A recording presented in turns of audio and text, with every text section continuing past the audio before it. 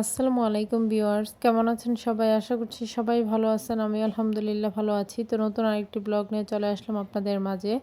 আর এই তো সকালবেলা দেখতেই পারতেছেন ব্যালকনিতে বসে হচ্ছে আর কি চাচাদের ধান সিদ্ধ করা দেখতেছিলাম। তো সকালে নাস্তা করে নিয়েছি, এরপরেই মা আমি বসেছি। তো আজকে রোদের তাপমাত্রা একদমই ছিল না, তো মনে হচ্ছিল যেন রোদ উঠবেই না। তারপরেও হচ্ছে আর কি কিছুক্ষণ পর একটু রোদের দেখা মিলেছে। তো যাই হোক, তেমন রোদ ওঠেনি আর সারাটা দিনই হচ্ছে আর কি কেমন যেন একটা হালকা বাতাস ছিল আর অনেক শীত লাগছিল আর কি। যাই হোক, এদিকে হচ্ছে আর কি এখান থেকে আবার দাঁড়িয়ে দেখতেছিলাম আর কি। তো আগে হচ্ছে আর কি যখন মেশিন দিয়ে ধান চুরা হতো তখন সেগুলো পাশে দাঁড়িয়ে দেখতাম, খুবই ভালো লাগতো ছোটোবেলা। তো এখন হচ্ছে বাচ্চারা দেখে, সেগুলো দেখলে ভালোই লাগে, কিন্তু আগের মতো আর কি সেই ফিলিংসটা আর কাজ করে না। যাই হোক, যখন আমরা বড় হই এক এক সময় এক একটা পরিবর্তন আসে। তো এদিকে হচ্ছে আর কি আমি চলে আসছিলাম ছাদের মধ্যে।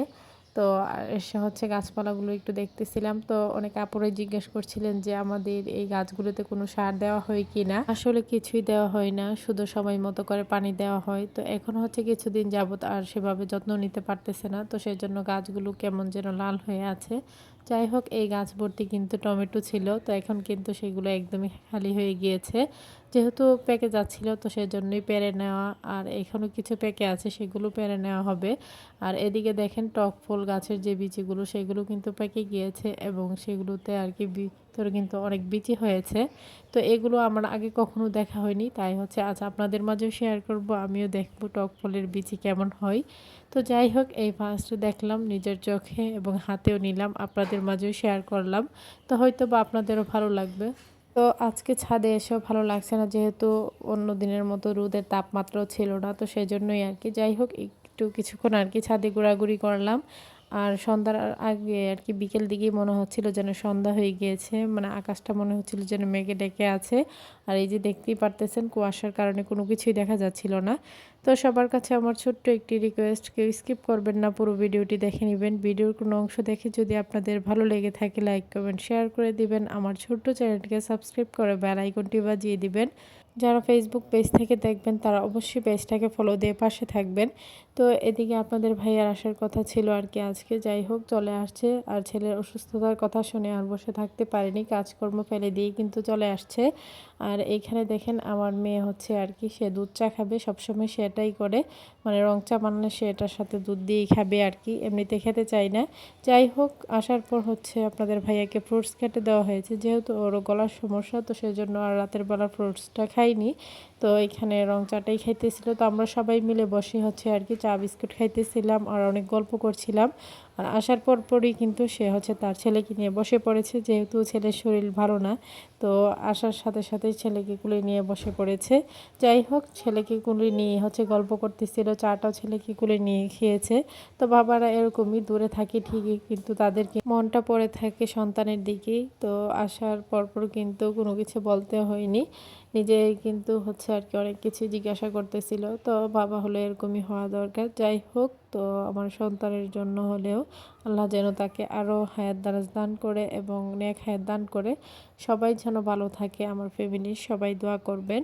তো এখানে আমরা তো চা বিস্কুট খাইতেছিলাম আর ছেলের শরীরের অবস্থাও তেমন ভালো না। তো মা এখানে আবার এই তো মেয়ের জন্য হচ্ছে আর কি আলাদাভাবে মুরগি রান্না করে নিতেছিল, যেহেতু সে জাল খেতে পারে না, তো সবসময় তার জন্য আলাদাভাবে রান্না করা হয়। আর এদিকে রান্না বান্না সব কিছু কমপ্লিট, তো রাতের খাবার খাওয়ার সময় হয়ে গিয়েছে। তো এখন আপনাদের ভাইয়াকেও ডেকে নিব আর কি খাবারটা খেতে। তো আজকে মা আবার তার মেয়ের জামাইয়ের পছন্দের মাছ রান্না করে নিয়েছে, তো সে খুবই পছন্দ করে কোন মাছটা সেটাই শেয়ার করব। আর এখানেই তো মা দেশি মুরগি রান্না করলো, আর এইদিকে ছিল তার পছন্দের কাইকা মাছ। আর এই মাছটা খেতে সে এত পছন্দ করে, এই দেশি মাছটা। যাই হোক, সেজন্যই আর কি রান্না করে নিয়েছে। আর এদিকে ছিল পোলাও, তো মা খুবই অল্প তেল দিয়ে হচ্ছে আর কি পোলাওটা রান্না করে। তো মায়ের হাতের প্রত্যেকটা রান্নাই খুবই মজার হয়। এদিকে ছিল ডিম বোনা আর হচ্ছে সালাদ আর কি। তো সালাদ তো হচ্ছে এভাবে করে খেলে সবাই অনেক পছন্দ করে আর কি, তো সেজন্যই আর কি এভাবে করে কাটা। আর এই তো লেবু। এদিকে ছিল মেয়ের তরকারি আর কি, তো মেয়ের জন্য মুরগি। তো এই ছিল আর কি রাতের খাবারের আয়োজন। তো সবাই তো খাবারটা খেয়ে নিয়েছি। তো এরপর দিন সকালবেলা তো বাবা যেহেতু সকালে উঠে পড়েছে, আমি বাবাকে মেডিসিনটা দিয়ে দিয়েছি, দিয়ে হচ্ছে ইনসুলিন দিয়ে দিয়েছি। আর এখানে বাবা বসে পড়েছে নাস্তা করতে। তো বাবা তো সকালে রুটিই খায়, তো এখানে মুরগি দিয়ে হচ্ছে রুটিটা খেয়ে নিতেছিল। আর আপনাদের ভাইয়ার জন্য হচ্ছে মা এখানে ছিটপিঠা বানিয়ে নিতেছিল আর কি। তো আমি কিচেনে এসে সেগুলোই দেখতেছিলাম। যাই হোক, বাচ্চাদেরকেও খাইয়ে দিয়েছি এবং তাদেরকে মেডিসিন খাইয়ে দিয়েছি। আর ছেলের শরীরটা তো এখনও অসুস্থই, সবাই দোয়া করবেন যাতে করে তাড়াতাড়ি সুস্থ হয়ে যায়। আর এদিকে যেহেতু জানালা দিয়ে রৌদ্রের আলোটা আসছিল, তাই এরকম লাগছে আর কি। যাই হোক, তো পরে তো আপনাদের ভাইয়া চলে আসছে নাস্তা করতে। আর যত শীত বাড়ছে ততই ছেলের সমস্যা যেন বেড়ে যাচ্ছে আর কি। তো শীতের সময় হচ্ছে ছেলের এই সমস্যাগুলো বেশি দেখা দেয়, তবে ইদানিং একটু বেশি হচ্ছে। তো আগে কখনো এরকমটা হয়নি, তাই একটু ভয় লাগছিল আর কি। যাই হোক, এদিকে আমার মেয়েও কিন্তু ঘুম থেকে উঠে পড়েছে, যেহেতু তার বাবা চলে যাবে। তো সে অন্য দিনের মতো আজকে আর তেমন কান্নাকাটি করেনি। তো সকাল থেকে আমরা অনেক বুঝিয়েছিলাম আর কি, যে তুমি কান্না করো না। তো এদিকে হচ্ছে আপনাদের ভাইয়া নাস্তা করে আর কি। এখানে দুধ দেওয়া হলো, দুধ খেয়ে নিয়েছে। আর এখানে তারপর চা দেওয়া হলো আর কি, রং চাটাই খেতে পছন্দ করে। তো যাই হোক, তো এদিকে হচ্ছে আবার সে তার বাবাকে বিদায় দেওয়ার মুহূর্তের অবস্থা আর কি। সে অনেক কিছুই বলতেছিল আর এখান থেকে দাঁড়িয়ে দাঁড়িয়ে দেখছিল। আর মেয়েরা কিন্তু এরকমই, বাবা যখন চলে যায় তখন তাদের খুবই কষ্ট হয়। তো সে তো এখানে দাঁড়িয়ে দাঁড়িয়ে দেখতেছিল তার বাবা জুতা পরতেছিল, মানে সারাক্ষণই সে এখানে দাঁড়িয়েছিল আর অনেক কথা বলতেছিল, তার কথা যেন শেষ হচ্ছিল না। তো আসার পর থেকেই হচ্ছে আর কি সে এটা সেটা বলতেই আছে, মানে তার কত দিনের কথা যে জমে গিয়েছে কি বলবো, মানে অল্প কিছু দিনেই আর কি তার অনেক কথা জমে যায় তার বাবার সাথে।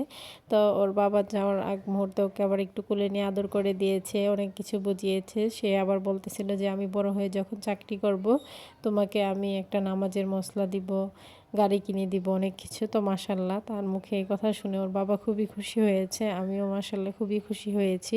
তো সবাই আশ্বিন ছাড়াকে দেখে মাশাল্লাহ বলবেন। আর সবাই ভালো থাকবেন, সুস্থ থাকবেন, আমার পরিবারের জন্য দোয়া করবেন। এদিকে দেখেন সে তো আজকে খুশি মনেই তার বাবাকে বিদায় দিতেছিল গল্প করতে করতে। তো খুবই ভালো লাগছিল মেয়ের এই মুহূর্তটা দেখে, যেহেতু সে কান্নাকাটি করতেছিল না আর কি। তো এদিকে তার বাবা হচ্ছে আর কি এখন বিদায় নিয়ে চলে যাবে, সেও বিদায় দিতে প্রস্তুত। তো বাই বাই বলে হচ্ছে মেয়ের কাছ থেকে বিদায় নিয়ে চলে গেল। তো এদিকে মেয়ে তো খুশি মনে বিদায় দিয়ে হচ্ছে আর কি দরজাটা লাগিয়ে নিতেছিল। তো গতকাল যে মেহেদি দিয়েছিল সেটার কালার কিন্তু আপনাদের মাঝে শেয়ার করব, মেয়ের হাতের কালারটা কেমন আসছে। সে কিন্তু অল্প কিছুক্ষণ রেখেছে, যদি মেহেদিটা শুকানোর পর উঠাতো তাহলে কিন্তু কালারটা আরও বেশি ভালো আসতো।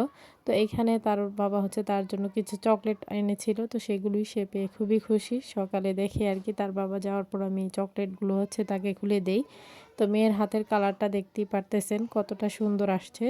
তো এই তো, তো অর্গানিক মেহেদির কালারগুলো না এমনিতে অনেক সুন্দর আসে, আমার কাছে খুবই ভালো লাগে। তো এই ছিল আর কি আজকের ভিডিও। তো সামনে নতুন কোনো ভিডিও নিয়ে আবার চলে আসবো আপনাদের মাঝে। এই পর্যন্তই, আল্লাহ হাফেজ।